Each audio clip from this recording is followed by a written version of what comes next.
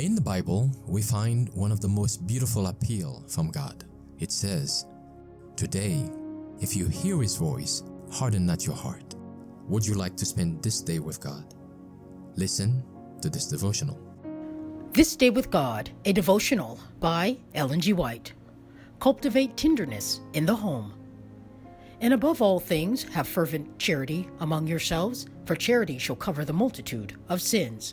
1 Peter 4, verse 8. The young man who came to Jesus asked what he should do that he might inherit eternal life. Jesus told him to keep the commandments and enumerated several of the precepts of the law. The young man said, "All these things have I kept from my youth up. What lack I yet?" Matthew 19, verse 20. The first 4 commandments enjoined upon man the duty of loving God supremely, and the last 6 present the requirement of loving our neighbors as ourselves. How many are truly, sincerely, and wholeheartedly doing this? The Lord is coming in a little while, and are we performing the duties that result from righteousness? Love is the basis of godliness. No man has love to God, no matter what his profession may be, unless he has unselfish love for his brother. As we love God because He first loved us, we should love all for whom Christ died.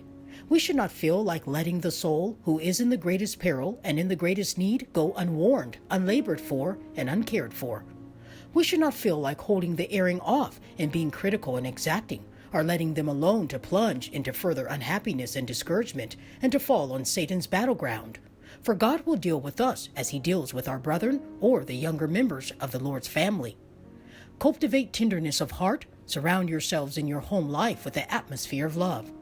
But the spirit that has largely pervaded the church is an offense to God. Everyone who has been free to condemn, to dishearten, and to discourage, who has failed to give tender kindness, sympathy, and compassion to the tempted and the tried, will in his own experience be brought over the ground which others have passed over, and suffer with their hard-heartedness, and will feel what others have suffered because of his want of sympathy, until he shall abhor his hardness of heart and open the door for Jesus to come in.